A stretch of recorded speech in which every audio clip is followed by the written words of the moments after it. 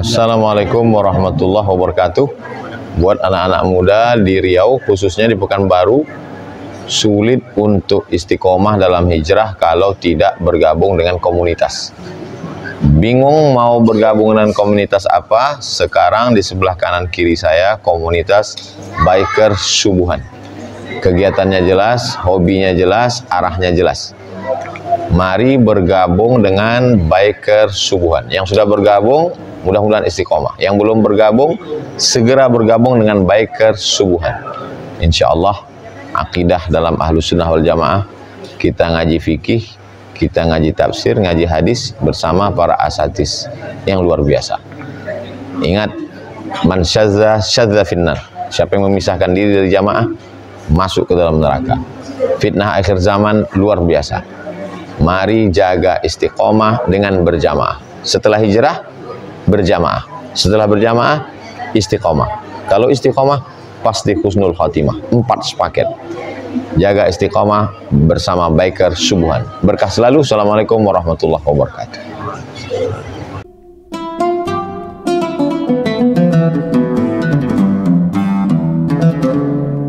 Wassalatu wassalamu ala Rasulillah wa ala alihi wa sahbihi wa man tabi'ahu wa wala. Subhanaka la ilma lana illa ma 'allamtana innaka antal alimul hakim. Rabbi shrah li sadri wa yassir li amri wa hlul 'uqdatam min lisani yafqahu qawli. Qala al-musannif rahimahullah bi sanadi Imam Muhyiddin Abu Zakaria bin Yahya Yahya bin Syaraf An-Nawawi berkata dalam kitab Riyadhus Shalihin min kalami Sayyidil Mursalin bi sanadi, dengan sanadnya dari Imam Nawawi, dengan sanadnya sampai ke Sayyidina Anas bin Malik radhiyallahu anhu. Kana ibnun li Abi Talha radhiyallahu anhu yashtaki. Ada sahabat Nabi namanya Abu Talha. Abu Talha ini punya anak. Anaknya sedang sakit. Siapa nama sahabat Nabi? Abu Talha. Abu Talha ini punya anak. Anaknya sedang sakit. Fa kharaja Abu Talha. Dia tetap juga pergi keluar rumah. Tetap pergi keluar rumah, musafir, cari nafkah, walaupun anaknya sedang sakit. Faqubidhas sabiyyu, takbir tak dapat ditolak. Qubidhas sabiyyu, asal kata qubidhah, digenggam. Makna qubidhah di sini dicabut nyawa anak. Artinya anak itu meninggal. Qubidhah, digenggam, maksudnya digenggam ruh anak, dicabut Allah SWT. Ditakdirkan Allah, anak yang ditinggalkannya itu meninggal. Falamma raja'a Abu Talha, ketika Abu Talha ini pulang, qala, ditanya hanyalah istrinya, ma fa'ala ibni, wahai istriku, ma fa'ala ibni, anak kita gimana? Qalat Ummu Sulaim. Ummu Sulaim berkata, Ummu Sulaim istri Abu Talha. Nama suaminya Abu Talha, nama istrinya Ummu Sulaim. Abu Talha pergi, anak dalam keadaan sakit. Dalam perjalanan anak meninggal. Sekarang dia pulang. Ditanya istrinya, ma fa'ala ibni, bagaimana anak kita? Wa hiya ummu Sabi, Ummu Sulaim ibu si anak. Apa kata Ummu Sulaim? Huwa askanu makana, anak kita lebih tenang dari sebelum. Apa maksud lebih tenang? Meninggal. Tak dibilangnya waktu suaminya itu pulang dengan berurai air mata, kita meninggal, enggak, tenang, bisa ditahan. Gimana anak kita? Ummu Sulaim, askanu makana, anak kita lebih tenang daripada sebelumnya. Ini Ummu Sulaim.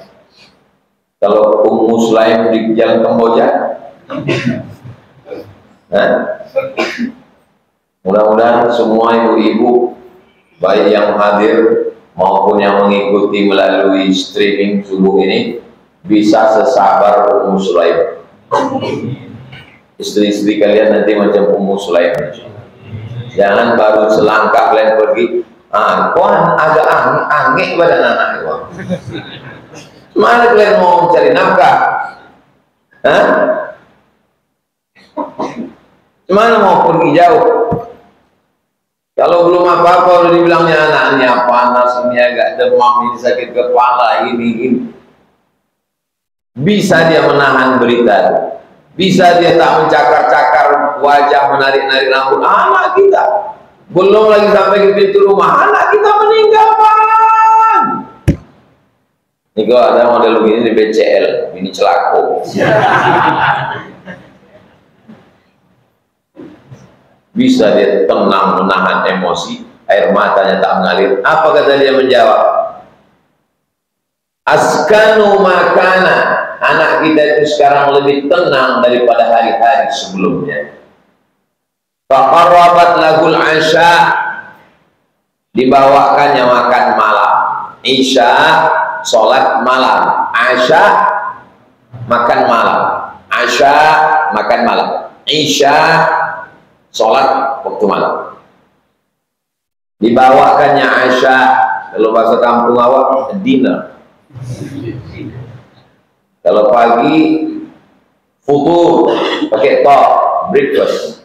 Kalau makan siang, ghada, lunch. Jadi bahasa Inggris sama bahasa Arab sama. Pagi futur, ghada, Asya, dinner, breakfast, lunch, dinner. Dalam bahasa Indonesia, makan pagi, makan siang, makan malam. Bapak rabat lahul asya. Anak kita lebih tenang dari sebelumnya, Bang. Disiapkannya makanan. Fata'asya, suaminya jadi pun makan. Setelah makan, summa asaba minha. Mohon maaf, asaba minha, mereka berhubungan seperti biasa. Tak ada perubahan sedikit pun. Falamma faragha, udah selesai, udah habis makan, udah habis mandi, udah habis berhubungan, udah habis selesai, qalat, barulah dia berkata. Apa kata dia? Waru as-sabiyya, waru as-sabiyya. Anak kita itu sudah dikebumikan, Pak. Falamma asbaha, waktu paginya, Abu Talha ata Rasulullah sallallahu alaihi wasallam fa akhbar. Datanglah Abu Talha mengadu kepada Nabi Muhammad sallallahu alaihi wasallam. Begini ya Rasulullah. Faqala, Nabi berkata, A'rastumul laila.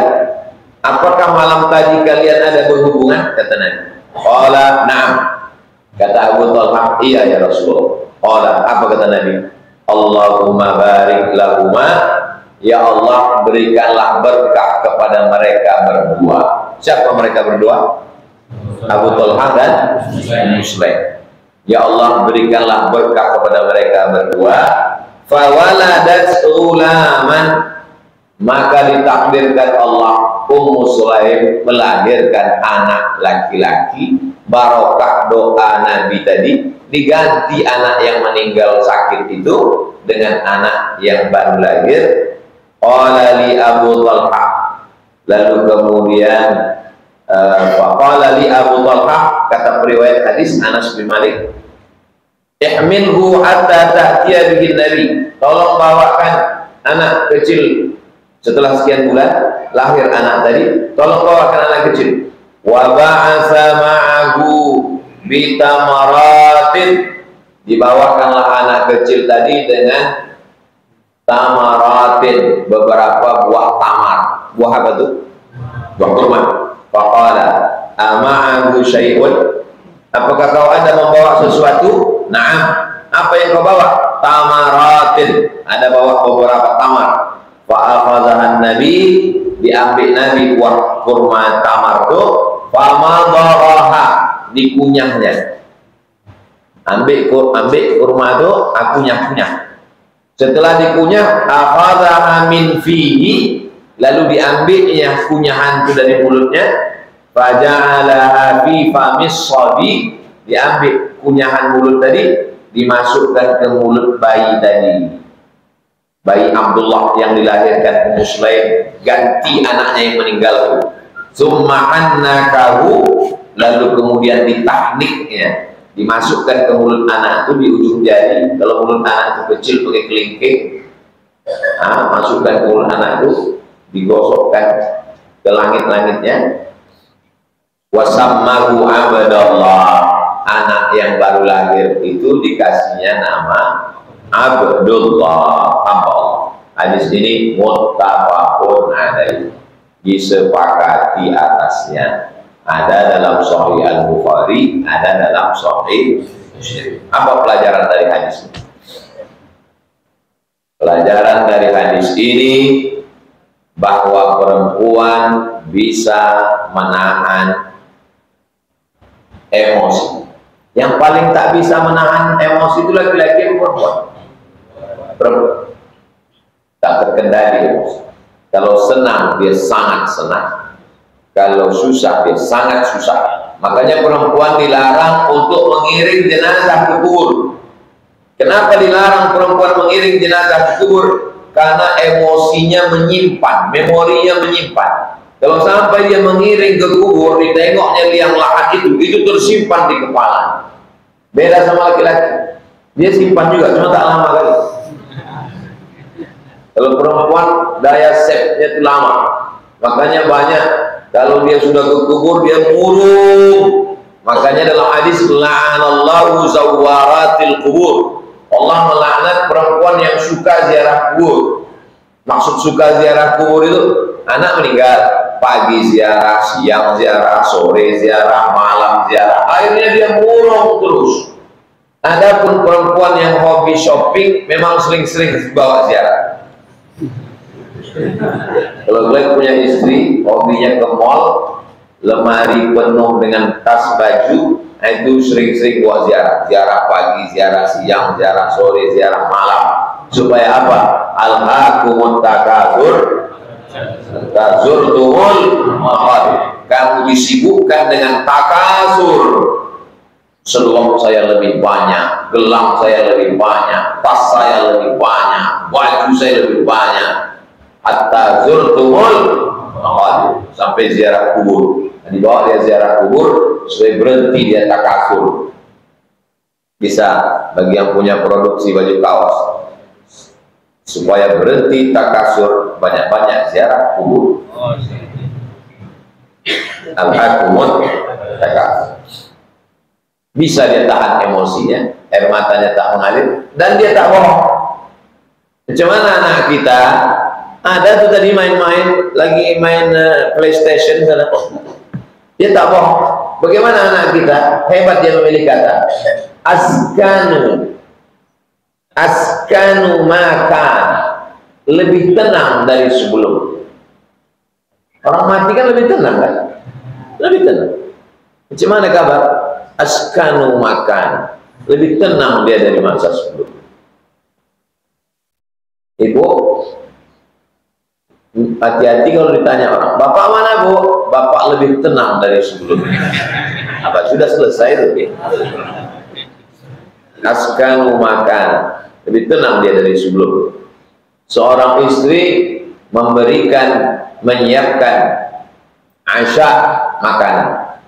Ulang lagi itu pertama kasih wajah yang cerah, macam Ummu Talha, macam Ummu Sulaim. Walaupun anak meninggal, tak ada musibah yang paling besar daripada anak meninggal. Tapi tetap dia dengan wajah yang cerah, dengan cakap yang lembut. Askanu makan, bawa siapkan makanan. Kapan rabat lagul asya, siapkan makanan. Nah ini makan. Jangan sampai nanti antum pulang tanya, makan malam kita mana? Itulah belanja sedikit kali. Siapkannya makan. Rabat lagul asya, makan. Nah, ada diberinya zahir dan ada dikasihnya batin. Setelah selesai semua, barulah disampaikannya apa yang terjadi. Hadis ini sangat penting. Walaupun kalian belum menikah, mendengar hadis ini memotivasi ingin menikah. Betul? Apa pula betul? Pelajaran berikutnya, jangan terlalu sedih terhadap sesuatu yang diambil Allah, karena Allah akan ganti dengan yang lebih baik. Meninggal anaknya, malam itu dia berhubungan, ditanya Nabi, "A'arastumul laila?" Kamu berhubungan? Iya. Barakallahu lakuma. Allah berkahi anak kalian berdua. Lahir anak. Kalau ada nikmat Allah dalam badan kalian yang dicabutnya, jangan berduka, karena yang digantinya lebih banyak dan lebih indah. Cuman masalahnya manusia ini, yang selalu diingatnya bukan yang pengganti, bukan nikmat yang diganti, yang selalu diingatnya nikmat yang hilang, sehingga kurang syukurnya. Itulah mengapa kita tidak bersyukur. Terlalu banyak menghabiskan energi mengingat nikmat yang hilang daripada nikmat yang datang. Itu bisa juga untuk status. Jangan habiskan energi untuk mengingat nikmat yang hilang sehingga tidak mensyukuri nikmat yang datang.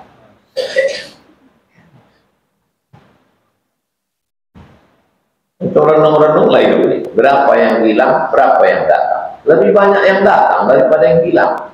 Maka kita ini mesti banyak merenung sejenak. Dari perenungan itulah datang syukur. Kenapa orang tak bersyukur? Tak sempat merenung. Kenapa tak sempat merenung? Banyak kali grup WhatsApp. Tak sempat otak ini diajak merenung betul. Sibuk Instagram, sibuk Facebook, sibuk. Tak sempat merenung. Alhamdulillah Pak Ustaz, saya bangun jam 2 malam mau merenung. Pun tak bisa juga. Kenapa? Qatar. Tak bisa merenung. Jadi jangan tunggu tengah malam kalau mau merenung. Kalau kita mau merenung di tengah jalan pun bisa merenung. Di lampu merah pun bisa merenung. Sampai lampu merah simpang Arengka itu menung kita menengok. Ya Allah, bisa pula orang ini gantian. Pas pagi lakinya butuh, pas siang bininya butuh. Bisa pula orang ini gantian. Mudah-mudahan kalian anak-anak muda kaya. Setelah kaya nanti kalian bangun satu rusunawa 1000 kamar. Setiap hari Ahad pagi kalian bawa truk, kalian razia semua lampu merah. Anak fang, orang yang badannya macam besi itu,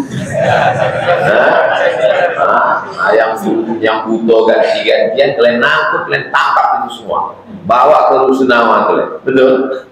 YTWU belum bisa lagi sampai sekarang. YTWU cuma baru bisa bagi beras, tapi nanti kalau duitnya banyak, kita adakan razia. Tangkap lampu merah biar bersih. Sindikat ini, sindikat. Ada koordinatornya. Kalau kalian mau buat video pendek, bagi yang rajin buat konten, bagus tuh. Pagi kalian rekam. Siapa yang ngantar, sore nanti tengok siapa yang jemput. Nah, buat satu liputan berita. Konten kalian khusus itu aja. Nama kontennya Lampu Merah Channel.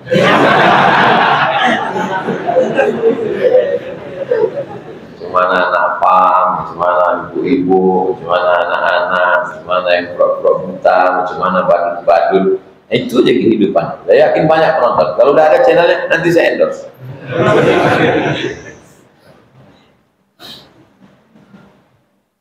Pelajaran berikutnya, anak yang baru lahir itu dikasih kurma. Caranya dikunyah dulu. Setelah hancur kunyah, hancur, baru kemudian diambil dari mulut, kasihkan. Kalau kalian merokok, gosok gigi dulu.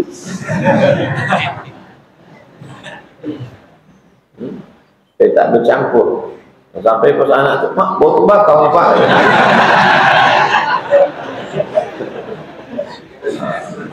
Untuk mengambil barokah. Dan kalau mengambil barokah, Ustaz Somad, tolonglah tahnik anak saya nih, namanya pakai hak tahnik. Hannaka yuhanniku tahnik, bukan teknik. Teknik itu fakultas, tahnik diambil baru masukkan ke anak itu ke langit-langit. Kalau tidak ada korma, madu, diambil madu. Gunanya untuk apa? Dulu kita, nenek moyang kita tidak terlalu kritis. Kalau ditanya emak ayah kita, atuk kita, kenapa dikasih begitu? Udah begitu dari dulu. Saya tanya-tanya, dimasuk neraka. Ditelitilah oleh Ain Shams University, Universitas Ain Shams Kairo. Ternyata bayi itu ketika dia keluar ke dunia ini, fisiknya tak siap. Tempat yang paling nyaman di dunia ini namanya rahim. Rahim tempat paling nyaman. Ibu-ibu yang ada, mak-mak yang ada suku Eskimo, gimana itu? Di kutub utara, tak ada matahari, membeku. Tapi tak ada bayi itu yang keluar jadi es batu, tak ada. Padahal dingin, bisa bayi itu hangat di dalam. Ibu-ibu emak-emak yang hamil di Afrika Utara 50 derajat Celcius, tak ada bayi itu yang keluar kepanasan. Tapi begitu keluar dia di dunia, dia mengalami cuaca yang ekstrim. Ada bayi yang kedinginan, ada bayi yang kedinginan, sampai dimasukkan ke dalam kotak kaca, apa namanya? Inkubator. Masukkan ke inkubator, ditengok berapa derajat Celcius. Setelah ini, habis itu perawat itu pun sibuk main handphone. Pas ditengok, masak udah.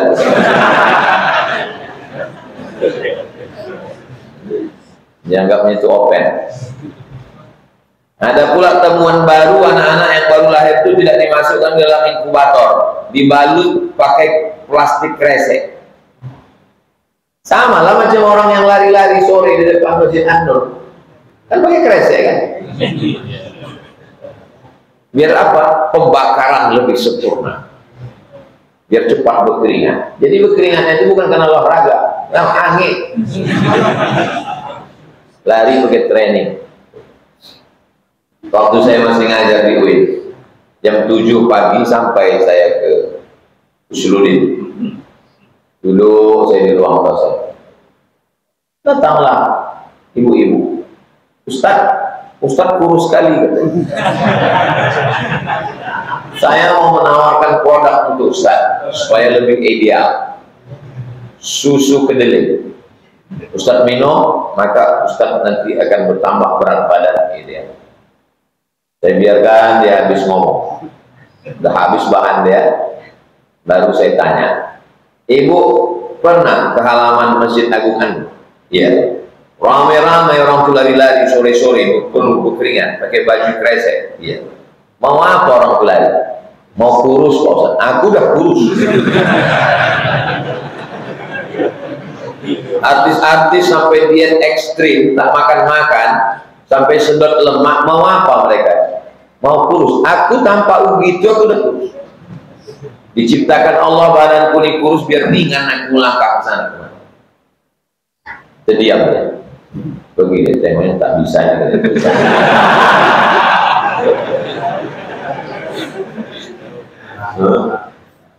Jadi kenapa dikasih anak itu makan kurma? Ternyata setelah keluar ke dunia ini cuacanya ekstrim. Orang kalau kedinginan maka dia minum yang hangat-hangat. Air jahe, kopi, teh. Kalau terlalu dingin betul, tua. Kalau sangat dingin betul, vodka, brandy. Untuk apa itu? Untuk menghangatkan badannya. Anak kecil mau kalian kasih air jahe, matilah dia. Maka menghangatkannya adalah cairan kurma, manis-manis. Itu penelitian Fakultas Kedokteran Universitas Ain Syams. Maghrib jam berapa sekarang?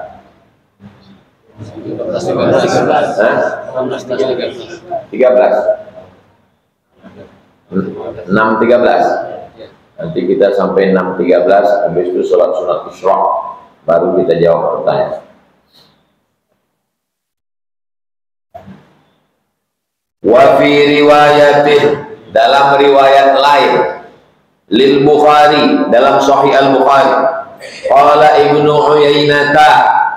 Uyainah berkata, Ibnu Uyainah ini guru Imam Syafi'i, namanya Imam Sufyan Ibnu Uyainah. Siapa namanya?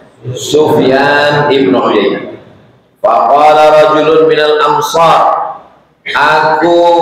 faqala rajulun, seorang laki-laki minal ansar, dari golongan Ansar yang pindah dari Makkah ke Madinah, namanya golongan Muhajirin. Yang menunggu di Madinah namanya golongan. Seorang Ansor berkata, apa kata orang Ansor? Ra'aitu tis'ata auladin, aku lihat ada 9 anak laki-laki. Kullahum qad qara'ul Qur'an, 9-9-nya hafal Quran. Aku lihat ada 9 anak laki-laki, 9-9-nya hafal Quran, yakni min auladi Abdullah al-Maulud, dan ke-9 anak laki-laki yang hafal Quran itu adalah anak si Abdullah. Abdullah yang mana? Sahabat Nabi yang pergi anaknya sakit tadi namanya Abu Talha, nama istrinya Ummu Sulaim. Anaknya meninggal karena sakit. Mereka berhubungan, didoakan Nabi, Allahumma barik lahuma, berikan berkah mereka berdua. Lahir anak laki-laki namanya Abdullah, ditahnik Nabi. Abdullah ini punya anak 9 laki-laki, 9-9-nya penghafal Quran. Berapa yang dicabut Allah? 1. Berapa digantinya? 10. Ayahnya tak kalian itu. Jangan terlalu mencemaskan yang berlalu, karena ada janji yang lebih indah di masa akan datang. Ini untuk kalian yang baru saja ditinggalkannya ke pelaminan, gara-gara kalian nulis skripsi tak selesai-selesai. Akhirnya dia pun menikah. Waktu kalian menengok status dia, langsung kalian tulis, meskinya aku yang di sana. Jangan terlalu habiskan energi untuk masa lalu, karena ada masa depan yang lebih indah yang dijanjikan Allah SWT. Anak hilang, dikasihnya anak, ditambahnya bonus cucu 9 penghafal Quran. Coba kalau Ummu Sulaim itu tak sabar. Tak sabar Ummu Sulaim. Waktu laki itu balik langsung mau nangis-nangis. Belum tentu dapat balasan. Nangis-nangis dia balik. Pas didekati sama suaminya, nantilah bang, hatiku masih luka. Takkan mungkin dapat doa Nabi. Buah dari kesabaran perempuan. Di balik laki-laki yang hebat Abu Talha, ada perempuan yang lebih hebat, namanya Ummu Sulaim. Makanya seorang laki-laki ketika dia mau menikah, yang dicarinya itu bukan pendamping dia, yang dicarinya adalah ibu untuk anak-anak. Jadi antum nanti jangan ngomong ke dia, sudikah engkau mendampingi aku sampai malaikat maut datang? Bukan. Siapkah engkau menjadi ibu untuk anak-anak yang akan menjadi penghafal Quran 9 orang? Oh, jadi 9 anak kita bang. Maksudnya cucu-cucu ke depan. Mudah-mudahan kalian diberikan perempuan yang solihah, sesolihah Ummu Sulaim. Wa fi riwayatin, dalam riwayat lain, cobalah tengok hafalan Imam Nawawi. Ini Imam Nawawi hafal dia hadis itu, ada dalam Sahih Bukhari, ada dalam Sahih Muslim. Riwayat Bukhari bunyinya begini, riwayat dalam Muslim bunyinya begini. Bisa kita begitu sekarang? Bisa, tapi laptop hidup. Laptop hidup dan connect. Buka Muslim. Oh begini, buka ada. Imam Nawawi itu di sini. Imam An-Nawawi. Imam An-Nawawi tidak menikah sampai meninggal. Tapi jangan kalian ikut. Zaman Imam Nawawi, perempuan itu tertutup semua badannya. Yang nampak cuma biji mata. Zaman sekarang, perempuan biji matanya tertutup. Yang lain terbuka. Jadi jangan kalau ditanya, kau kenapa tak nikah? Imam Nawawi yang menulis Riyadhus Shalihin itu. Tak bisa. Imam Nawawi ini luar biasa hidupnya. Orangnya sangat zuhud dan wara'. Selama dia tinggal di Damaskus, tidak pernah makan buah-buahan. Jadi kalau ada buah-buahan, buah semangka, buah mangga di kota Damaskus, tak dia makan. Pas ditanya, kenapa Tuan Imam Nawawi tak memakan ini? Karena tanam-tanaman ini banyak ditanam di tanah wakaf. Takut dia makan harta dari wakaf. Begitulah wara' dan zuhudnya Imam Nawawi. Karena hati-hati terhadap makanan itulah maka terang hatinya. Orang kalau banyak makan haram, gelap hatinya. Lama-lama mukanya pun gelap. Mudah-mudahan kita diselamatkan dari makan haram. Wa fi riwayatin li Muslimin, dalam riwayat Sahih Muslim begini bunyinya. Mata ibnun, meninggal anak laki-laki, li Abi Thalhata, anak laki-laki Abu Thalhah, min Ummi Sulaim, anak laki-laki Abu Thalhah dari Ummu Sulaim. Kenapa perlu disebutkan Ummu Sulaim? Karena ada beberapa ummu. Kau anak siapa? Anak Pak Fulan. Tempat kita cukup gitu datang. Min Ummi Sulaim. Faqalat li ahliha. Apa kata istrinya Ummu Sulaim? La tuhadditsu Aba Thalhata. Nanti kalau Abu Thalhah balik, jangan kalian ceritakan anaknya meninggal. Nanti kalau lakiku pulang, kalian diam aja ya.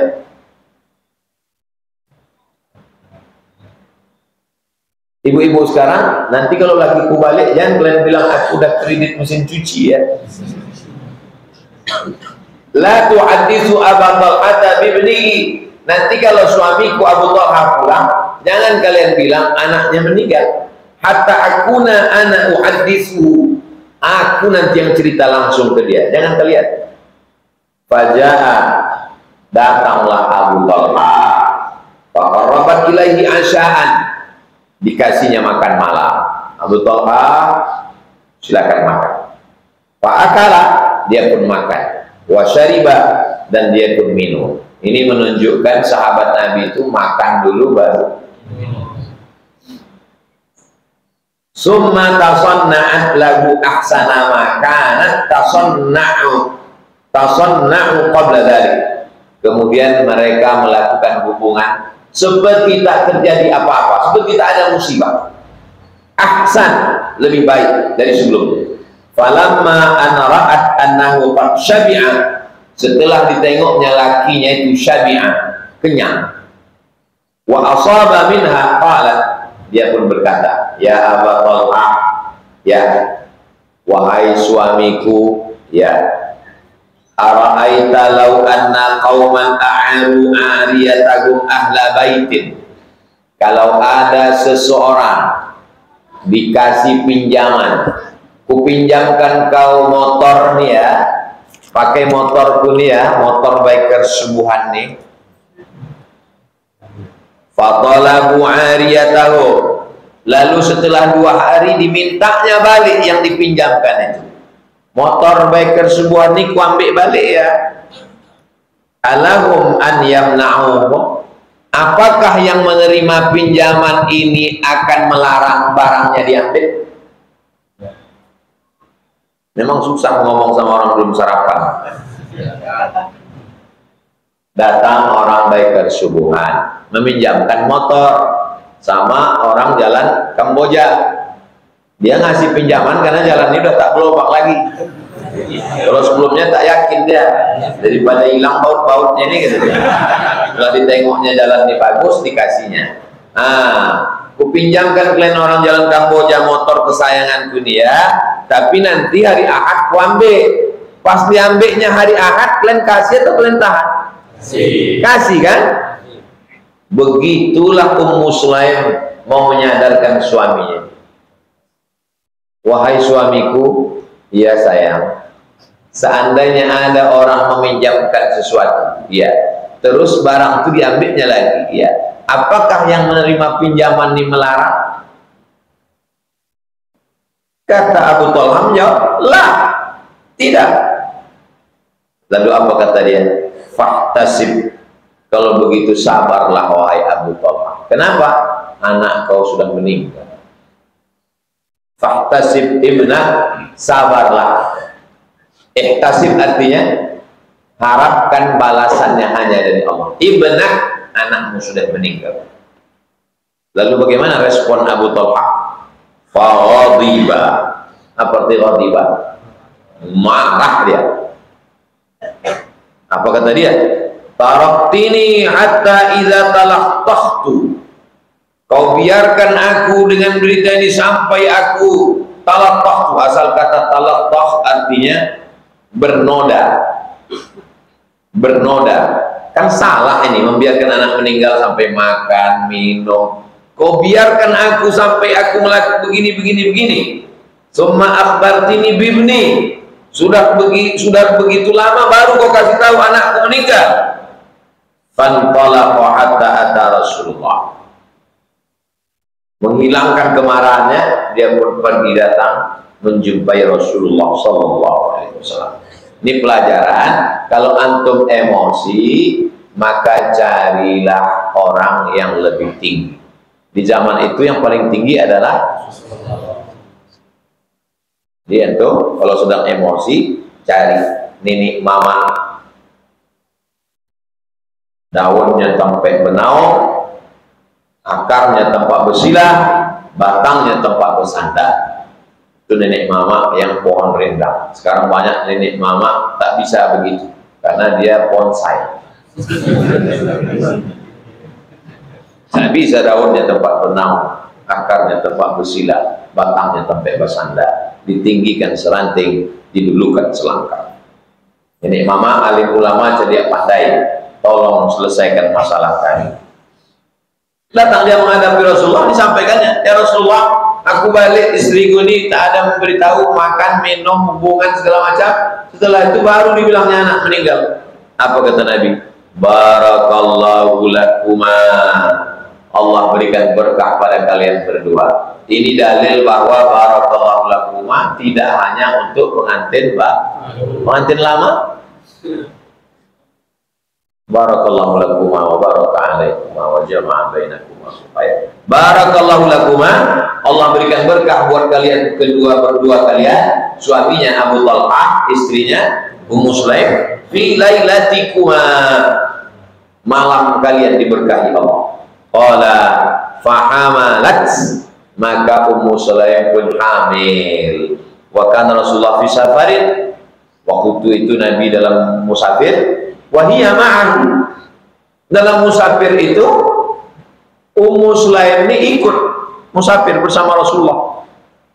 Wa kana Rasulullah sallallahu alaihi wasallam idza atal madinata min safarin la yutruquha turuqan fadanahu minal madinah.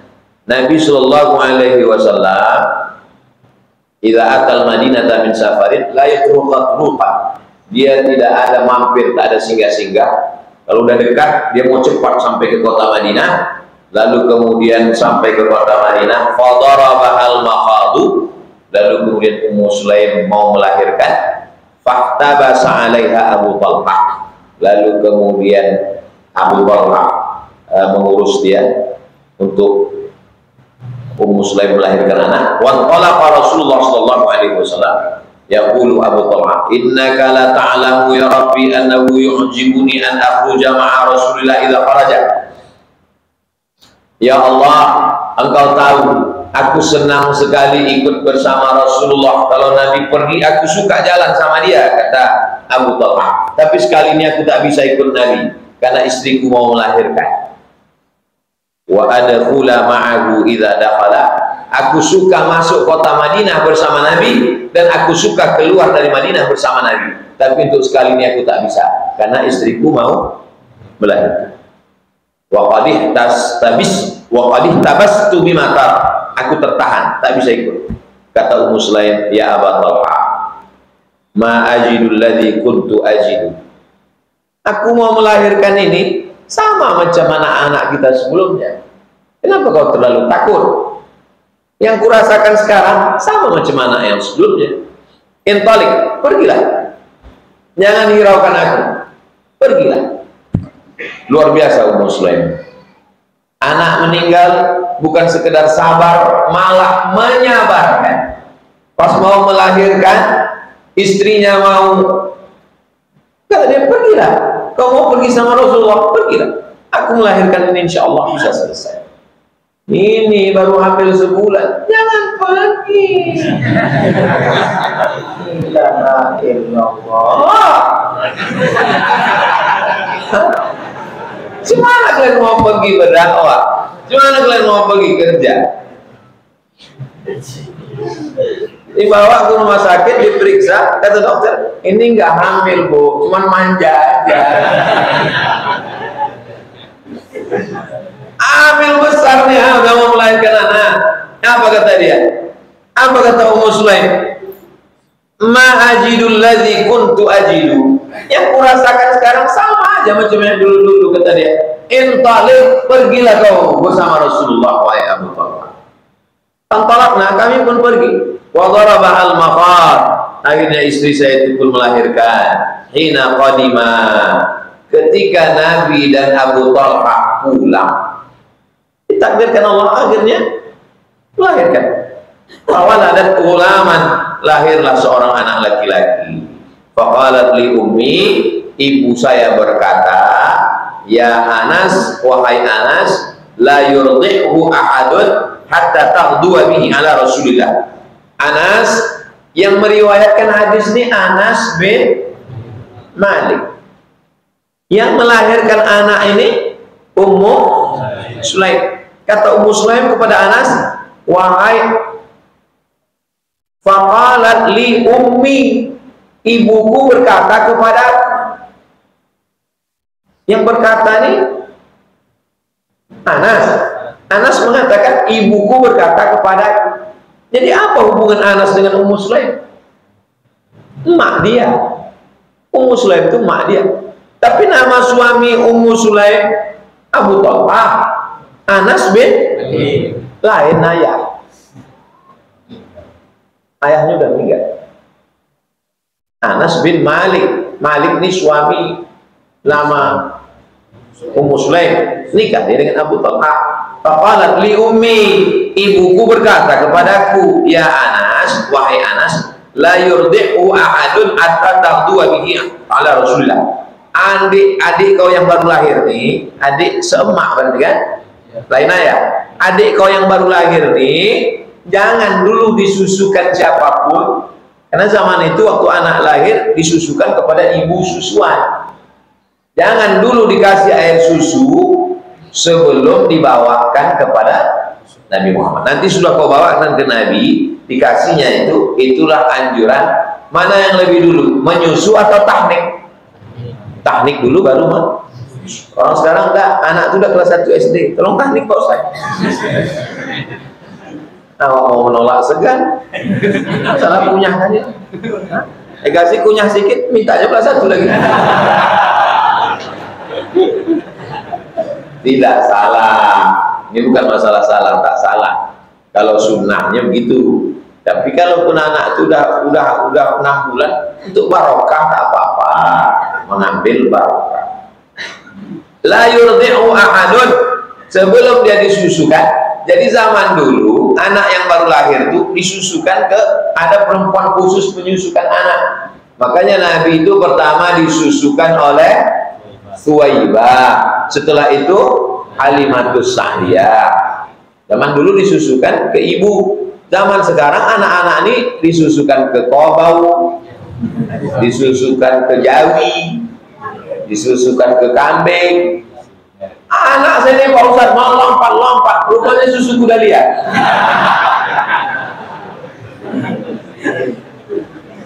Saya dulu waktu dibilang orang susu kuda liar itu saya percaya.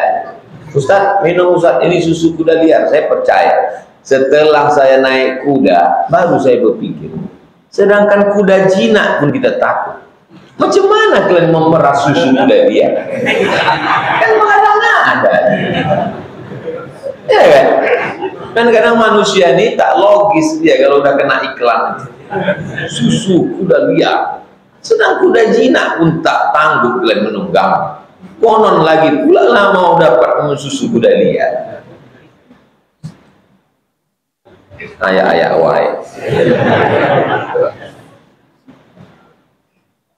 Falamma asbaha ihtamaltuhu. Pada waktu paginya kubawalah adikku yang baru lahir itu, fantalaqtu bihi ila Rasulillah, lalu kubawa kepada Rasulullah SAW, wa dzakara tamamal hadis, dan seterusnya, maksudnya kubawa ke Nabi, akhirnya Nabi mengunyahkan kurma, lalu didoakannya, adiknya itu bernama Abdullah. Lalu Anas ini gimana ceritanya? Ummu Sulaim, masih cerita Ummu Sulaim nih, membawa anak kecil 10 tahun ke Nabi. Waktu Nabi pertama sampai ke Madinah, ya Rasulullah, itu si Fulan tuh kaya, dikasihnya onta, si Fulan tuh ngasih tanah, aku tak ada apa-apa yang bisa kukasih, anakku inilah kukasih ke engkau untuk menjadi pelayan engkau di rumah ini, berkhidmah. Jadi kalau pernah dengar istilah berkhidmah, saya berkhidmah kepada Ustaz, kasihlah anakku ini kepada engkau ya Rasulullah. Anak umur 10 tahun yang disuruh berkhidmah kepada Nabi itu namanya Anas bin. Luar biasa Ummu Sulaim. Kalian kalau punya anak nanti kasih nama anaknya Ummu Sulaim. Sabarnya ketika anak meninggal, sabarnya ketika mau melahirkan, sabarnya menyerahkan anak ke Rasulullah SAW. Mudah-mudahan kalau kita masuk surga nanti jumpa kita dengan Ummu Sulaim.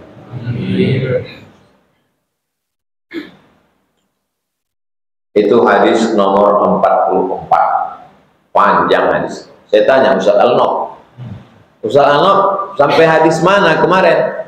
Ada yang paling panjang, itu untuk Ustaz. Datang antum Jumat yang lalu, Rabu lalu. Kita lanjutkan hadis nomor 45. An Abi Hurairah, dari Abu Hurairah radhiyallahu anna Rasulullah sallallahu alaihi wasallam, Nabi bersabda, laisa syadidu bisur'ah, orang yang kuat itu bukan orang yang menang bergulat. Waktu itu orang yang paling kuat di Makkah itu adalah orang yang menang gulat. Ada pasar namanya pasar Ukas. Di pasar Ukas ini diadakan bergulat, dan pemenang juara bertahan setiap tahun Umar bin Khattab. Jadi perlu antum cari juara MMA, nah itu diajak masuk Islam, insya Allah lancar dakwah. Pemenang gulat, petinju, sumo, itu semuanya ikut dakwah, lancar dakwah. Itu metode dakwah begitu. Siapa yang bikers itu yang asal bangun mabuk, sampai semua orang takut. Nah, itu perlu diajak. Cuman kadang masalahnya kalau dia tak mabuk, orang tak takut pula. Terus dia waras, orang tak takut. Berarti orang takut bukan karena bagusnya, karena gilanya itu. Laisa syadidu bisur'ah. Orang yang kuat itu bukan yang menang gulat. Lalu yang kuat itu siapa? Innamas syadidul ladzi yamliku nafsahu indal ghadab. Orang yang kuat adalah orang yang mampu mengendalikan hawa nafsunya ketika itulah. muttafaqun alaih. Hadis ini disepakati atasnya. Secara bahasa muttafaqun alaih artinya disepakati atasnya. Tapi makna muttafaqun alaih, hadis ini ada dalam Sahih Bukhari, ada dalam Sahih. Kalau antum marah, jangan keluarkan kata-kata. Ingat, kalau marah jangan kata-kata. Karena kata-kata yang keluar saat marah, nanti pas marahnya hilang, kata-katanya antum sudah marah, keluar kata-kata. Pas marahnya hilang, kata-katanya tetap. Kata-katanya tak hilang dan sudah terekam di hati orang. Besok antum senyum, orang tuh senyum juga, tapi hatinya hancur berkeping bagaikan kaca jatuh ke batu. Kalau galak patah bisa disambung, kalau piring retak bisa direkat, tapi kalau hati hancur kemana obat akan dicari. Jadi kalau marah jangan keluarkan kata-kata. Marah sama orang, pukulkan aja langsung uncung. Karena kalau udah keluar kata-kata dari mulut antum, begitu besok kalau saya marah, tak keluar kata-kata. Karena kalau udah keluar ya, itu tak sanggup lagi saya nengok muka orang. Kalau udah marah saya di satu masjid pengajian, itu tak datang saya lagi. Karena untuk jumpa menengok muka orang tak sedap lagi. Bukan dendam, ingat aja. Kalau marah jangan bercakap, tahan. Ya, istighfar, baca selawat. Ke orang lain aja begitu, apalagi orang yang sekitar di rumah. Kalau udah sempat antum kasar ke orang, ke ayah, ke ibu, ke adik, ke kakak, apa masih sanggup antum menengok mukanya lagi? Kalau saya tak sanggup saja. Tak sanggup. Jadi sebelum marah tuh, kalau saya dulu jadi dosen, bisa antum tanya ke mahasiswa-mahasiswa. Ini pertemuan kita yang pertama, pertemuan kita ada 16 tatap muka. Pertemuan pertama ini kita bagi-bagi tugas. Nanti saya akan ambil dari mid semester, ujian akhir semester, keaktifan di kelas diskusi, dan dari makalah. Tolong nanti presentasi kelompok 1, kelompok 2, kelompok 3. Kalau sudah saya masuk, kalian jangan masuk lagi. Saya masuk kelas, masuk. Kok udah saya masuk, kalian jangan masuk lagi. Tahu sendirilah. Kalau udah nanti saya kasih tugas tanggal sekian presentasi, akan presentasilah. Jangan nanti pas sudah tanggal sekian kita duduk, tiba-tiba kalian datang dengan wajah yang begitu haru biru, berkata, Pak Ustadz tadi malam ketika akan memprint makalah ini tiba-tiba mati lampu. Saat dibawa ke Bulu Cina, rupanya semua mesin fotokopi rusak. Dan saat kami bawa mau masuk ke kelas, hujan lebat, basah semuanya. Bawalah penderitaan kalian itu. Saya ngasih tahu di awal, karena saya tahu kalau saya nanti marah, susah, maka saya kasih tahu dari awal. Maka mahasiswa-mahasiswa, alhamdulillah, tidak ada masalah-masalah. Ada cuma beberapa. Selama saya mengajar 11 tahun, tak pernah bermasalah sama mahasiswa. Kalaupun dihitung-hitung ada pernah masalah 3. Yang 2 orang itu parah betul, nah, itu tak saya kasih nilai. Ada yang 1 menulis skripsi, saya balikkan skripsi. Lawan-lawannya saya balik. Kau cari aja lah dosen pembimbing. Lapor dia ke dekan, panggil sama dekan. Mana bisa begitu Pak Ustadz? Kata Bu dekan. Kata saya, Bu dekan pilih dia atau aku? Kata Bu dekan, aku pilih Ustadz aja lah. Akhirnya cari pembimbing lain. 11 tahun, tak pernah Saya termasuk dosen yang tak mau mempersulit mahasiswa. Tapi saya juga tidak mempermudah-mudah sesuai dengan aturan. Ada orang ini, dia sangat menikmati kalau menengok mahasiswa itu kesusahan. Ini orang-orang begini, ini mentalnya sakit jiwa. Makanya kalau di Amerika, di Eropa, itu dosen setiap semester dia diadakan ujian psikologis lagi. Psikologisnya dites. Kalau dia sakit, dia tak boleh ngajar karena dia akan memudaratkan orang lain. Kalau mentalnya sakit, bermasalah, dia disuruh kerja di perpustakaan ngurus buku. Jadi kalau dia mau mengamuklah sama buku. Kalau mentalnya sakit, dulu misalnya dia orang teraniaya, masa kecilnya tak pernah bahagia, akhirnya dia jadi dosen, jadi guru. Nah, itu dia akan menyiksa orang terus. Suka menengok orang tersiksa. Ini orang-orang bermasalah, dan dia hanya akan melahirkan sarjana-sarjana yang bermasalah. Orang seperti ini mesti direport, mesti dilapor. Saya tak pernah membuat masalah. Wasura'u bidhammi sad, sadnya dhammah, su. Wa fathir ra, ra-nya fathah, surah. Asluhu indal Arab man yasra'un nasa katsiran. Siapa yang menang, selalu menang. Lawan ini menang, lawan ini menang, lawan ini menang. Bukan itu orang yang kuat. Orang yang kuat adalah orang yang mampu menahan ketika sedang. Itu hadis 40.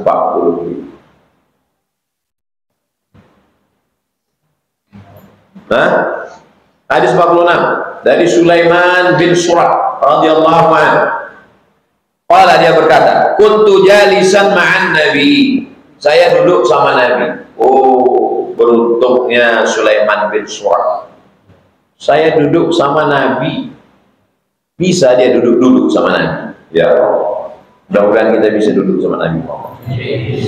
Wa rajulani yastabbani. Waktu kami sedang duduk-duduk sama Nabi, ada dua orang sedang yastabbani. Dari kata sabbaya subbu, sedang mencaci maki. Telunjuknya apa bahasa Arabnya? Sabbab. Dari kata sabbun, sumpah serapah, caci maki. Kenapa telunjuk ini disebut dengan sabbab? Karena orang sedang mencaci maki pakai ini kan? Celako. Pernah orang menunjuk pakai ini?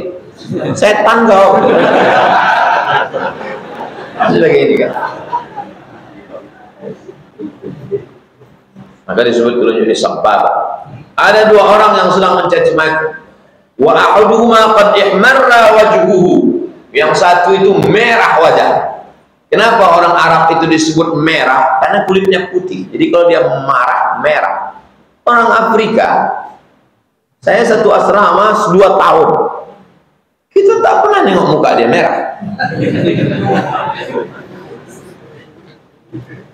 Ihmarra wajhuhu wantafaqat audaju. Intafaqat artinya terbuka, audaj ada urat terbuka. Ini ungkapan. Merah wajahnya, tegang urat lehernya, menggelegar suara. Faqala Rasulullah, Nabi berkata, inni la a'lamu kalimatan. Aku ada satu kalimat. Lau qalaha, kalau dia mengucapkan kalimat ini, la dhahaba anhu ma yajid, maka apa yang sedang dia rasakan itu hilang. Kalau dibacanya ini marahnya hilang. Apa dia? Lau qala a'udzu billahi minasyaitonir rajim. Jadi nanti kalau ada orang antum tengok wajahnya merah, marah, bilang sama dia, Pak, coba ucapkan a'udzubillah. Usah wajar aja aku. Tolong dulu Bapak ucapkan a'udzubillah minasyaitonir. Hilang. A'udzubillah minasyaitonir. Dhahaba anhu ma yajid. Akhirnya dia pun mengucapkan a'udzubillahi minasyaitonir rajim. Dhahaba, pergilah, anhu, dari dirinya, ma yajid, yang dia rasakan itu hilang. Karena sesungguhnya marah itu api yang kecil. Marah itu api kecil. Datang setan mengipas. Itu kerja setan. Tapi bukan berarti tukang sate itu setan.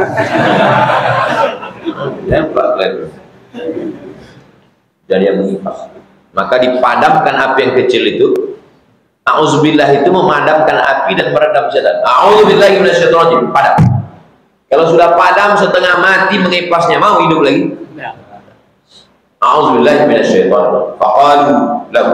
Mereka berkata, inna nabi qala, nabi berkata, ta'awwadz billah minasyaitonir rajim. Mintalah perlindungan dengan Allah dari setan rajim. Rajim artinya dari kata rajam. Rajim artinya dilempar pakai batu sampai mati. Itu rajim. Diterjemahkan kepada Indonesia, a'udzubillahi minasyaitonir rajim. Aku berlindung kepada Allah dari setan yang terkutuk. Asli kalimatnya, aku berlindung kepada Allah dari setan yang dirajam, dilempar batu sampai mati. Apakah setan bisa mati? Bisa. Yang umurnya panjang sampai hari kiamat itu iblis. Iblis itu satu, anak buahnya setan. Makanya kalau ada orang membaca ayat kursi, pagi-pagi dilihatnya ada debu menumpuk, setan terbakar, mati dia. Setan bisa mati. Dalilnya setan bisa mati mana? Kullu nafsin dha'iqatul maut. Setan mati. Ada ustaz di tempat kami membunuh setan. Dari mana kau tahu dia membunuh setan? Kata dia. Kalau kata-kata. Muttafaqun alaih. Hadis ini muttafaqun alaih. Ada dalam Sahih Bukhari, ada dalam Sahih Muslim. Pertemuan akan datang kita lanjutkan hadis 47. Kita cukupkan sini. Kita sholat sunat isyraq 2 rakaat. Habis itu kita tanya jawab. Habis itu mohon izin saya langsung pergi ke Siak. Ke apa sebelum Sungai Apit. Habis Sungai Apit ke Siak. Salat sunat isyraq 2 rakaat. Usolli sunnatal isyraq raka'ataini lillah. Assalamualaikum warahmatullahi wabarakatuh.